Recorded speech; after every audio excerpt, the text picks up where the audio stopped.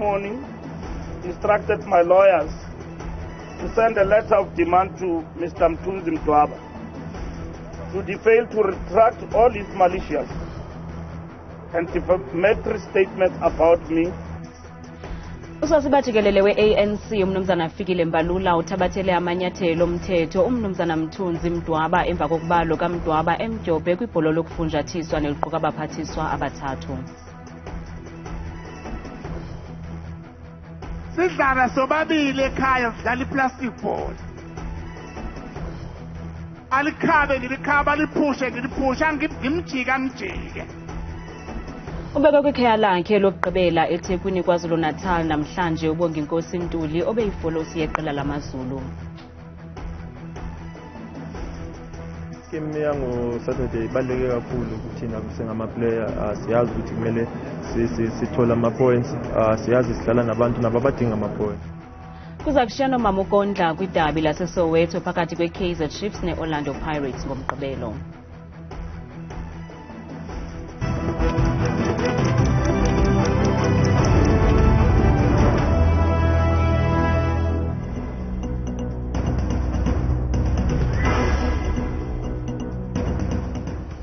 Sinamkele kwiindaba zethu ngokuhlwanje andamba indodwa andamba nophumza sikhumba noyitoliki yolwimi lwezandla Bhotani Mzontsundu.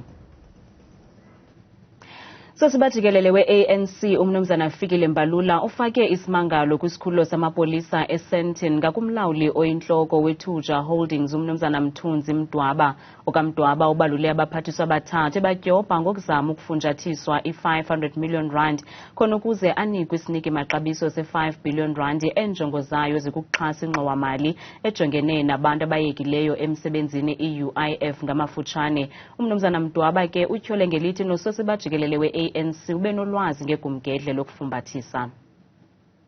Ethetha nejelo leNewsroom Africa uMnumzana Mdwaba udandalazise amagama abaphathiswa ngamasebe abawakhokeleyo etyhola ngelithi bazame ukuba abafumbathise khona ukuze axhamle kwisiniki maxabiso se-5 billion yerandi yengxowa-mali yabangenangqesho.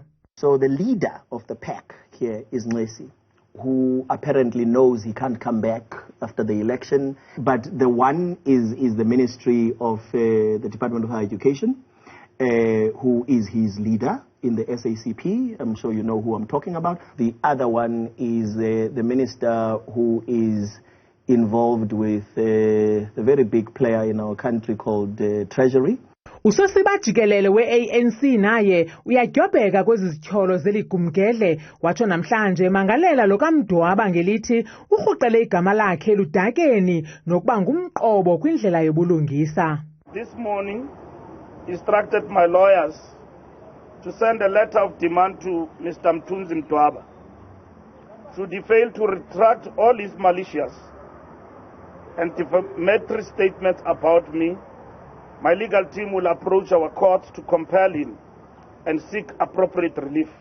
Umhlalutyi wezopolitiko uvakalise ukuba nangona eli linkone zizityholo zorhwaphilizo kodwa kwaMdwaba ubengafanelanga ukuba ayoneke konondaba lenyewe.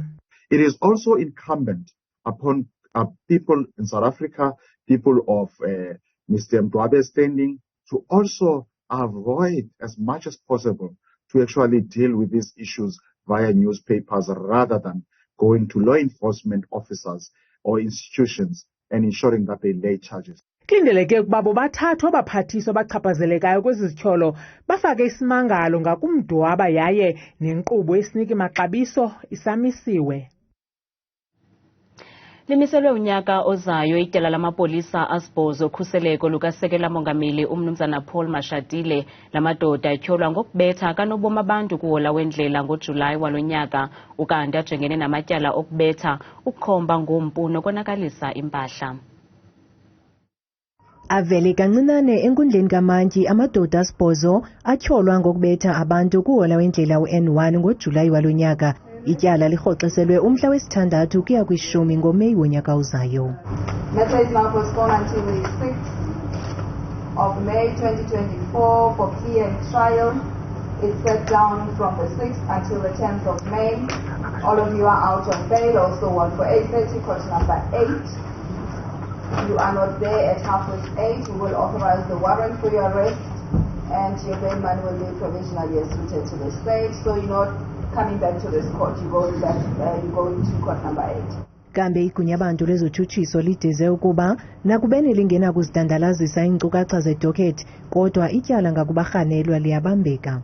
Well, we believe that there is enough evidence to place the matter before court, and we believe that we are in a position to adduce evidence to sustain such allegations against the accused persons. Abatyholwa baphume ngebheyili ye-R10,000 umntu ngamnye.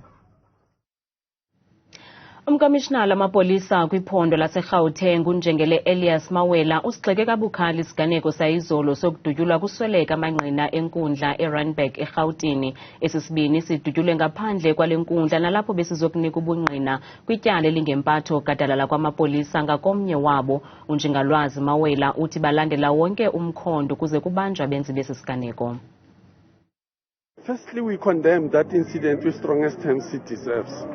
But our investigators, they are hard at work following each and every lead and information in their disposal. And the team from the province are the ones who are handling this case. And we believe that not in a distant future we will be able to identify those who are responsible for this. But at the same time, we call upon the communities, those who were closer to where the incident happened, that if they have information or they recall anything which it may assist us in cracking this case, let them feel free to share that information with us.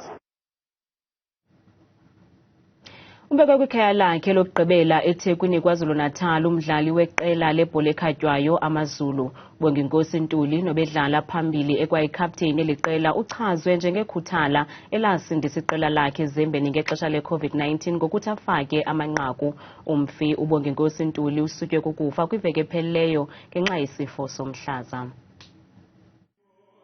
Nangona esweleke enama-32 walibonayo ilanga uBongi Ntuli, kodwa uzenzele igama kumaqela aliqela aquka ukuya kuzama ithuba kwiqela laseJamani iJugardens ngo-2018.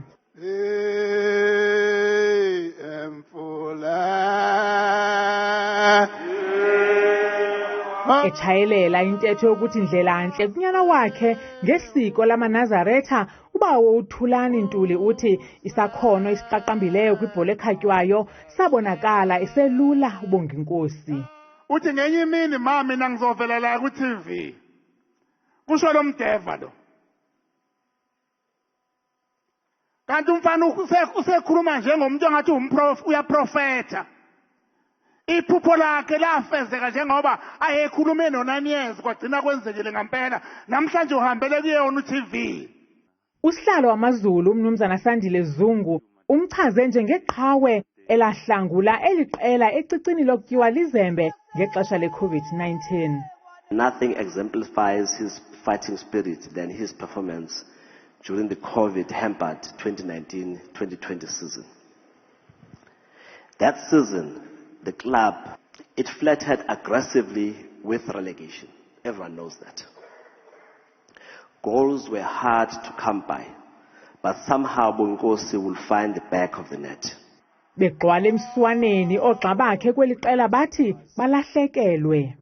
We've lost a brother, we've lost a good guy, who without failure every day he came to training with the same smile, the same energy.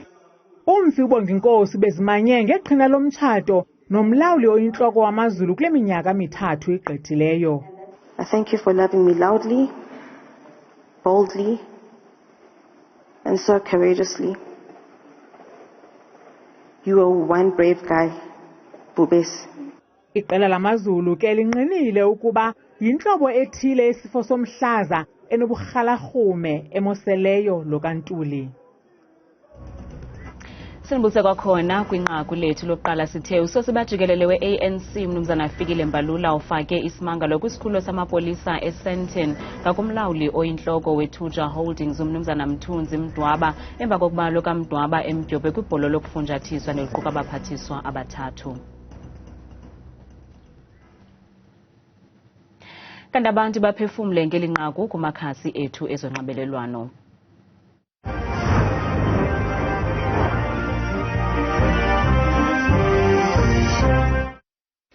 isiZulu sithi-ke ayinuki ingosi wanga, kodwa-ke asithembe ukuthi-ke abeyafe empenda ngobende inyama engayidlanga, ngoba kubukeka sengathi akusiye yedwa ubalwa ababalwa abaningi. Ukuba ngabe uqinisekile bakafunjathiswanga, makalithathe inyathelo kuba kunandanga uvele utyholwe ngento ongayenzanga. Hayi msasazi makangaqumbi umnumzana uMbandlula, zizinto abazenzayo ezo, qha yena kufuneka aqonde ukuba ufumaneka enze kuqinisekileyo ufumaneka engenatyala na. Urayithi makalivule ityala, nathi satsho siyive ke ngoku uba bungakanani ubunyane kuloo nto. uMbandlula kufanele uba makethuke ukuba naye uyabalwa kuyo yona lena into. Makangatatazeli nje, makaziphendulele xa sekufuneka ephendulile, makanganxami ngokuyomangala. Ngiqonda uba ukhona umuntu onovuka ekuseni avuke nje axoke ngomntu, ikhona nje into ungaqhuma kubasiwe, makaye ke ezinkundleni sizova kanye kaye uba kwenzeke ntoni kwathini. Dala ityiwe imali kakhulu apha eMzantsi. Ndiyabawela into yokubana ndikhe ndive necala likaMthunzi Mdwaba into yokubana ingaba yinyani na le ayithethayo. Ugamolo uSwazi uthi uma emsulwa kuyozivelela khona ngoba nokuthatha izinyathelo zomthetho ngeke kuwenza umehluko uma engekho msulwa. Umthandazo ofanele uthi yazi msasazi xa uqhele ukhanyela ngokumsila uvele emlonyeni, yona inyani iza kuvela. utsho seMotherwell unikwanto omkhanya uthi kungaqhuma kubasiwe kodwa ke noba angamangala athini yona inyani yozivele kule nto bayenzayo yobusela. utsho seNdaba Nkulu. Bukelo ngaphefumla kwimixholo yethu sebenzisa le nombolo kaWhatsApp nengu 071 670 2548. Amapolisa aseGqeberha eMpuma Koloni aqalile ngophando emva kokudutyulwa kubulawe umfundi wesikolo samabanga aphakamileyo iPeterson. Umfi uChadwin Vetboy bezambele vela kuya kufunda iphepha lesibini lezembali ihistory ukutsho noxa bakhe kummandla osemantla esixeko saseGqeberha iShotterville ngethuba lokuhlaselwa kwakhe. Bangaphezulu kwama20 abantu ababuleweyo kulo mmandla kusithuba seveki ephelileyo kuphela. Umama uSisilia ongumama ongasekhoyo uChadwin Vetboy uthi waphuma endlini unyana wakhe siya kufunda iphepha lesibini lezembali ihistory ukutsho ebelibhalwa phezolo kodwa akazange abuyele ekhaya. There were two ladies here by the house who told us that Chadwin ran in the house and said he was shot. uGregory ongutata kamfiyo bebonakala ekhathazekile umchaze unyana wakhe njengomntwana obethobekile nobenenhliziyo yegolide obenamaphupho okufumana umsebenzi njengomdlali webhola ekhatywayo.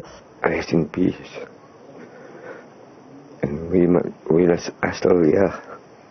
Must follow his example and be the shining light.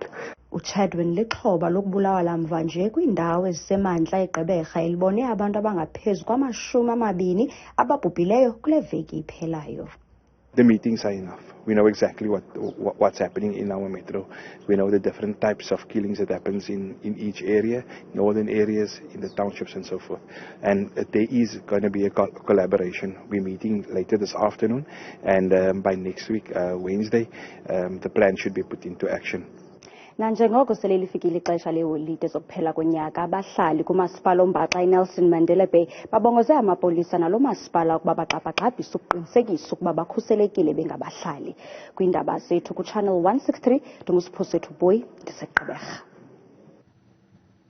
Kuba nje indoda eneminyaka engama22 eMasoyi ngaphandle kwase-White River eMpumalanga ngezithyolo zokubulala utatomkhulu wayo ze imngcwabe eyadini. Amapolisa athi utatomkhulu udibene nokufa emva kokukhalimela umzukulwana wakhe kwimikhwa ebeyenza engalunganga nalapho umzukulwana amongamele ngamanqindi de waphuma umphefumlo utatomkhulu.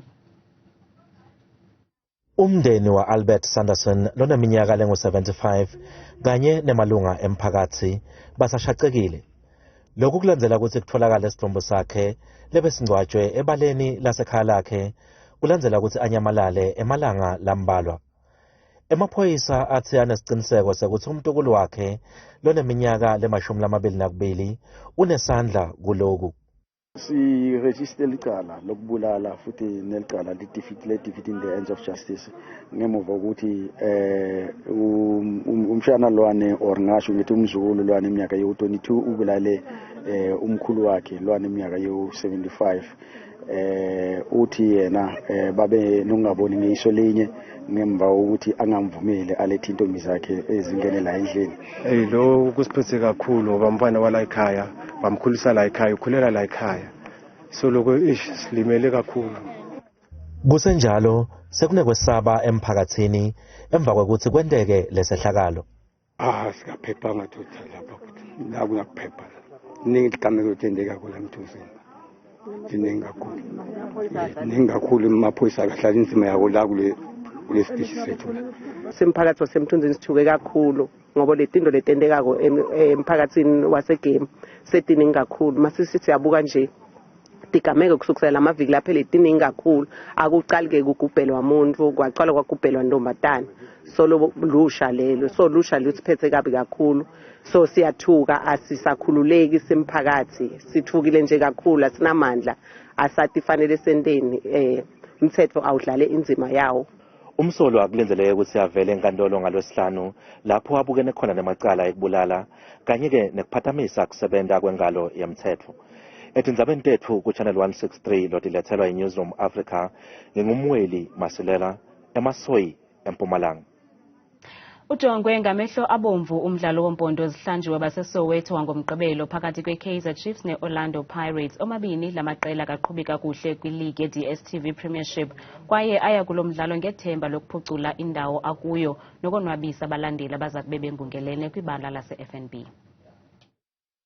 Kuza kuvutha ibhayi kwibala laseFNB ngomgqibelo xa kungquzulana izangxa zebhola ekhatywayo kweli amakhosi namabhakaniya. IKaizer Chiefs iya kulo mdlalo ithe ngcu kwindawo yesixhenxe kwilog yePSL emva kokuphumelela imidlalo emine kulayo ili-11 sele idlalile.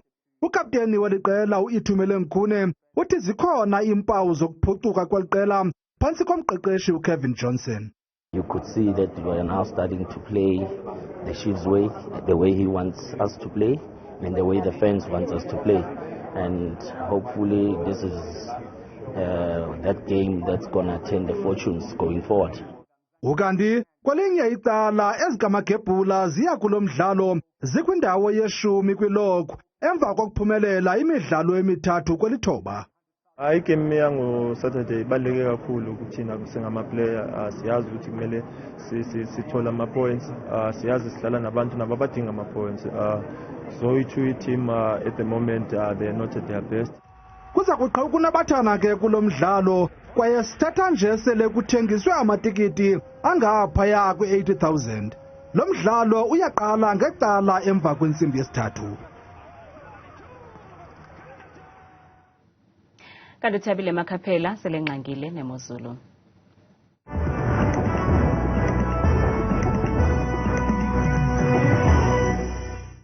Ubenginakuqukumbela kaloku umadikela umqulu wakho wendaba singakhange sikrwaqule apha kudesika yami yemozulu bethuna mna igama lami kaloku ndinguThabile Makhaphela uMamthembu uqonde nongoza kutshanje ke yenjenje imozulu. Sivuleke emsotsini kujonga kokubanzi kaloku uMzantsi Afrika uphela nantso ke imeko phaa kwiindawo eziphakamileyo zalapha kwakwesouth Africa phaa koothabazimbi bavuka kamnandi noko ngomsekuseni ngeshumi nje likhatshwa sisithoba kutshise mpela ke phambi kwaba kurhatyalwa ngomsi futhi ngalabo 13 ekhatshwa kaloku sisithathu nantso ke imeko bukeli kumaphondo wethu onke apha eMzantsi Afrika siqale ngokuvula kuqala phaa yeMpuma Koloni njengaphaa kaloku eAlvani kuhle phaa ngala 11 degrees xa bevuka ngorhatyalwa ngomsi futhi itshintshe imozulu lihlaba umhlaba kamnandi izulu futhi ngo-31 degrees. Nantso ke imeko kwakhona phaa kolaphondo lase-Free State njengaphakalo kumbindi walo eVelkom bavuka kamnandi ngomso ngelashumi likhatshwa sisixhenxe futhi kusekuhle iphaya ngorhatya kwakhona ngomso futhi ngo-34 degrees. Nantso ke imozulu phaa kolaphondo laphaya kaloku entshona Koloni njengaphaya eBeaufort West kusekuhle phaa kwakhona ngexesha lakusasa phaa ngo-16 degrees bavaleke laa mini yabombuke lapha ekhaya futhi ngama-30 ekhatshwa nje sesasithoba. Sebenje bona phaa kwelaphondo laphaya kaloku ko-Northern Cape phaya ekurumani kuhle bevuka nje mbukelo kwakhona xesha langomso phaya ku-20 degrees kutshisa mpela ke phaa ngorhatya futhi ngama-30 nje ekhatshwa sisithandathu. Nantso ke bukela imozulu phaa kwelaphondo lase-North West ngomso njengaphaa kaloku eRustenburg bavuka kamnandi phaa ngomso futhi lelashumi likhatshwa sisibhozo baluqukumbele kusuku lwabo futhi ngomso ngama-31 nje. nantso ke imeko phaa ephondweni laseGauteng phaa ngomsemva korhatya futhi kalapha kumantla kaloku phaa ePretoria ngo-15 degrees bavale kakuhle noko lamini yabo futhi ngo-29. Zayenje nje kamzuzulu imozulu phaa kwiphondo elilandelayo laphaya kaloku eLimpopo ngomso kwasekuseni epulukwane kuhle futhi kumyoli ngelashumi ke likhatshwa sisithandathu baqukubele kaloku imini yabo noxa ke isebekele kakhulu futhi ngala-26 degrees phaya ngorhatya lwangomso. Nantso kwakhona ke futhi imozulu phaa kwelaphondo laphaya kaloku eMpumalanga sikhukhuza ku-18 degrees phaya ekuseni ngomso bayivale ke imini yabo mbukele ekhaya futhi ngama-20 ekhatshwa nje sesasithoba phaa xa bevala usuku lwabo. Zayenje nje kwakhona ke futhi lamozulu phaya kwelaphondo laKwaZulu Natal phaa kaloku ekuseni ePongola ku-16 degrees bavale kamnandi phaa xa futhi ke bukele phaya ngama-20 nje abalesithathu kuyatshisa kamnandi kodwa phaa koNewcastle ko-30 degrees. Bethuna itsho ke into yam indesi kanye imozulu mna ndodwa ndikuthanda kangaka xesha lemyole.